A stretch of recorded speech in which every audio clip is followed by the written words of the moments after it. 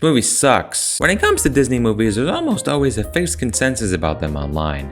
Like, it literally applies to almost every Disney film. The Little Mermaid is a masterpiece. Oliver and Company is a movie that exists. Wreck-It Ralph is extremely underrated, and Ralph Breaks the Internet is extremely underwhelming. You get the idea. But the one movie that has the most mixed reception by far is Chicken Little. On one hand, people seem to like this movie, calling it extremely underrated and a good time for the average viewer. But many others call this movie a steaming pile of garbage, saying that the characters are extremely irritating, the animation is trash, and the plot is random nonsense. Well, today, I'm here to tell you that Chicken Little is a steaming pile of garbage, the characters are extremely irritating, the animation is trash, and the plot is random nonsense. Oh, and don't worry, we'll get to him. This is why Chicken Little is a cinematic disaster. I might be the only person that thinks this, but for me, plot is not that important in animated movies. In fact, there are some films out there, like the Peanuts movie for example, that barely have a plot and still turn out to be a good, wholesome movie. I find that I'm invested more in character dialogue, as some of my favorite scenes in my favorite movies are just characters talking. The problem is that Chicken Little has no scenes like that, and even if it did, it would still be unbearable because the characters are completely intolerable. Pretty much all of the kids at the school are annoying or boring, especially Foxy Loxy.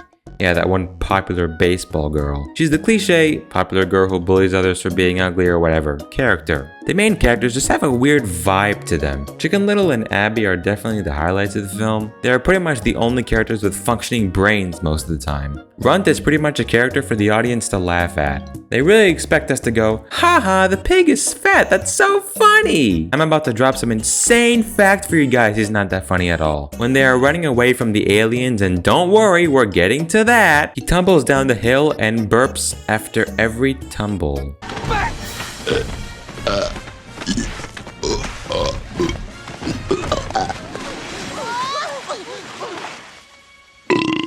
We're not even 8 minutes into the video and this movie is testing my sanity. We have Fish Out of Water, who can't talk and doesn't add anything much to the plot aside from being another one of Chicken Little's friends. That's not to say he's not entertaining to watch, he definitely is. I love that at the big baseball game, he has his face painted in the acorn's colors and screams like a maniac. That's actually kind of funny.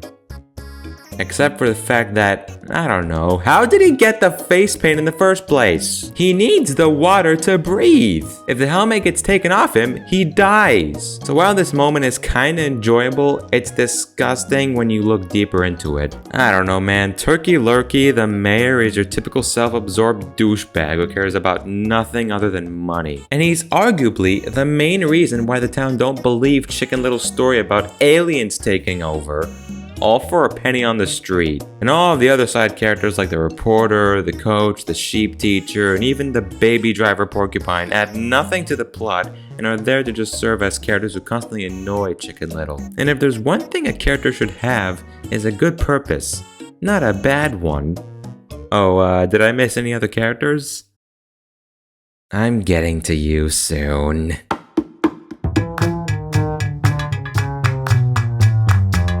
This is a minor point, so I won't linger on it for too long, but I would feel remiss if I didn't mention it. This is Disney's first CGI animated film, and it shows. Look, I get this is 2005, but I've seen movies that came out earlier and still look 10 times better than this. I wonder why it looks this bad, especially since when this movie was first being written, Disney had selected 50% of its 2D animators and put them through a rigorous 18-month training program. And the animators apparently took a lot of inspiration from previous Disney works like Alice in Wonderland, Peter Pan, and even a freaking Goofy cartoon. Remember this moment, people.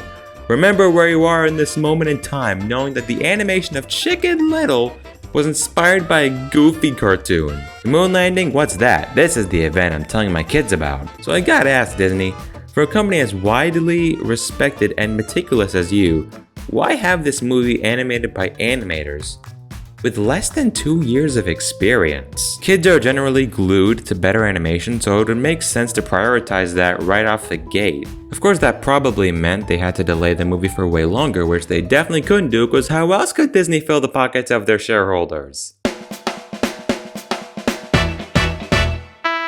Chicken Little is based on a very old story named Henny Penny, where Chicken Little, then female and illustrated as a bird, somehow feels a bush and a leaf fall on her head and she determines that the sky is falling. It's a common tale that has taken many forms over the past 2 centuries, but in this 2005 movie, they decided to go a step further. The originally planned story sounds okay, but extremely underwhelming though. If I might quote Wikipedia, in September 2001, director Mark Dindal developed the idea for Chicken Little, with its title character envisioned as a paranoid female chicken with the voice of Holly Hunter.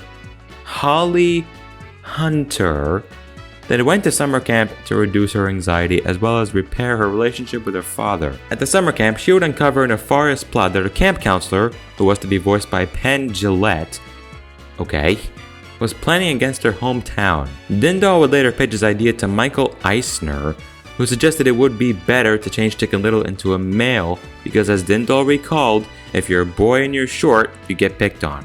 However, Dindal later clarified that the decision was made in part due to market research stating, "I remember being told girls will go see a movie with a boy protagonist, but boys won't see a movie with a girl protagonist." Yeah, they sure won't. In January 2003, when David Stainton became Disney's new president of Walt Disney Feature Animation, he decided the story needed a different approach.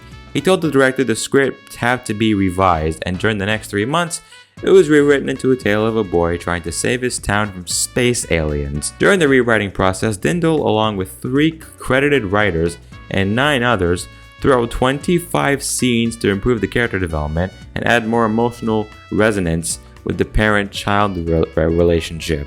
Dindal stated that, "It took us about 2.5 years to pretty much get back to where we started, but in the course of that, the story got stronger, more emotional, and amazing too." Dear Mark Dindal. No, the story got way dumber. Every aspect of it I have an issue with.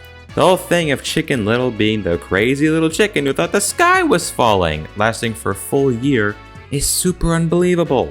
It's not realistic, especially in this day and age. Yeah, the school and baseball shenanigans are annoying and exist to pad out the runtime because God forbid we keep this as a short film. But yeah, they discover a piece of the sky, weird fish flies off and the group follows him to a UFO and this orange guy who is apparently this alien's child? Okay, anyways, he follows his parents because they follow Chicken Little because they thought Chicken Little took their kid.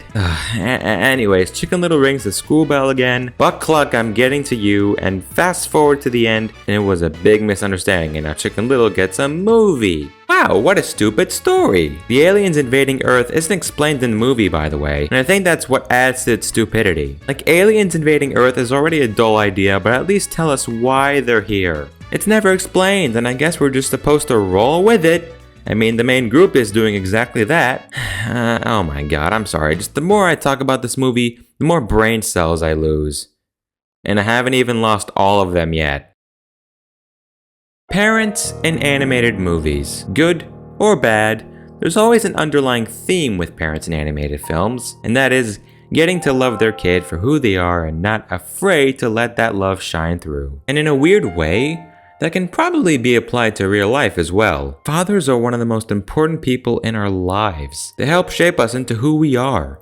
Our taste in media, our humor, our personality, and even our self-confidence can derive from them. They are no doubt role models for us and a perfect hero to look up to.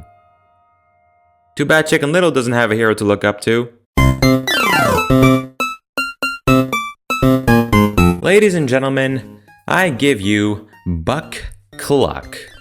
Where do I begin? Let's not waste any more time, okay? The main reason this guy sucks is because he's so unsupportive and so unnecessarily rude to his son. A good example of this comes from early in the film, when Wallace Shawn Principal is telling Buck Cluck to keep his son under control, and Chicken Little notices that his dad was such a big baseball star. So to try and revoke the sky's falling disaster, Chicken Little tells Buck that he wants to join the baseball team. Sorry there, buddy. Sorry.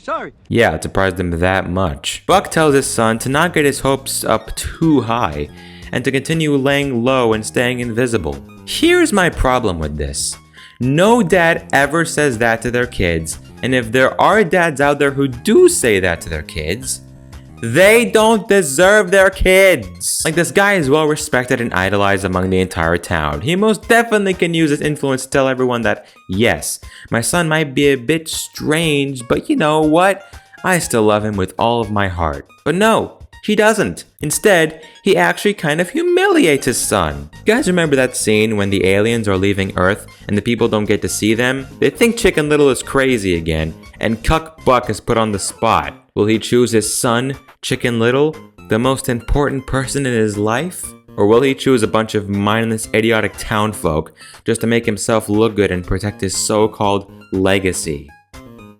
Yes, this is stupidity that Pete Docter can only dream of. I mean, what kind of father are you, my man? And when you finally do realize Chicken Little is right, it feels like they should have solved it way earlier. But because that would be super realistic and quick, we can't do it, because how else would we have a 81-minute film playing in a theater full of 5-year-olds? Honestly, I'm glad I didn't watch this movie as a kid, because I would have been one of the few people on the internet saying, "Oh, Chicken Little is a great movie, I love the dad." Also, I got another point, which is really a nitpick more than anything, but I think it should still be mentioned. Why do they have 2 different last names? Buck Cluck and Chicken Little. That doesn't even make sense. You were the one that left him behind. That's bad parenting. And I should know.